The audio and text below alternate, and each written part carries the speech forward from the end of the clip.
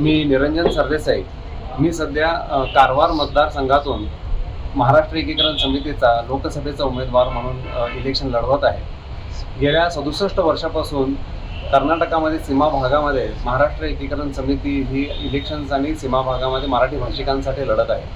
आता येत्या काही वर्षांपासून कर्नाटक सरकारने कन्नड सक्तीचा जो बडगा मराठी भाषिकांवरती उगारलेला आहे, त्यामुळे मोठ्या प्रमाणामध्ये मराठी भाषिकांच्यावरती अन्याय होत आहे आणि तो अन्याय दूर करण्यासाठी आणि मराठी भाषिकांना परत एकवटून सीमा प्रश्न सोडवून घेण्यासाठी म्हणून आम्ही प्रयत्नशील आहोत आणि त्यासाठीच सीमा लढ्याचा भाग म्हणून आम्ही ही लोकसभेची इलेक्शन लढवत आहोत.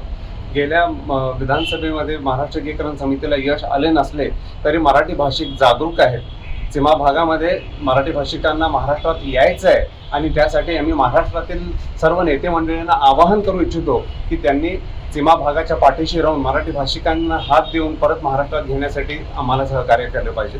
त्याचबरोबर सर्व मराठी भाषिक जनतेला सीमा भागातील माझं आवाहन आहे की तुम्ही एकवटून राष्ट्रीय पक्षांच्या आमिषांना किंवा वेगळी कुठल्याही हिंदुत्वाच्या नादाला न लागता समिती आणि मराठी भाषिकांच्या पाठीशी राहून हा लढा आणि मराठी भाषिकांची अस्मिता जागी ठेवण्यासाठी प्रयत्न करावा, एवढीच विनंती. किती उमेदवार आहेत आता कारवार मतदारसंघातून माझी उमेदवारी महाराष्ट्र एकीकरण समितीने जाहीर केलेली आहे. येत्या 2 दिवसामध्ये बेळगाव मतदारसंघामध्ये सुद्धा महाराष्ट्र एकीकरण समितीची उमेदवारी जाहीर केली जाणार आहे. काही राज्यातल्या महत्त्वाच्या नेत्यांशी आपला संपर्क झालेला आहे, पक्षांच्या किंवा आपल्या लढ्याला सपोर्ट करणाऱ्या काही राष्ट्रवादी काँग्रेसचे सर्वेसर्वा शरद पवार साहेब यांना आम्ही मागच्या आठवड्यामध्ये 2 आठवडे आधी त्यांच्याशी भेट घेऊन सीमा भागातील हालचालींबद्दल चर्चा केली असता त्यांनी सांगितलं, जर तुम्हाला लढायचं, तुम्ही लढलाल तर तुम्ही टिकाल, नाही लढला तर तुम्ही संपून जाल.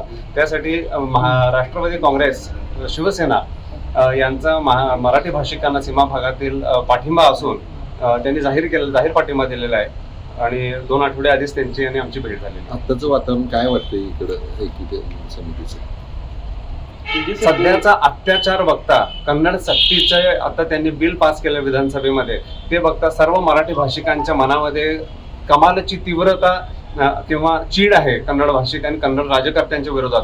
त्यामुळे मला नक्की माहीत आहे किंवा मला नक्की विश्वास आहे की सर्व मराठी भाषिक एकवटणार आणि सीमा लढ्यामध्ये किंवा या समितीच्या सीमा भागामध्ये मराठी भाषिकांची ताकद दाखवून देणार याची मला संपूर्ण खात्री आहे.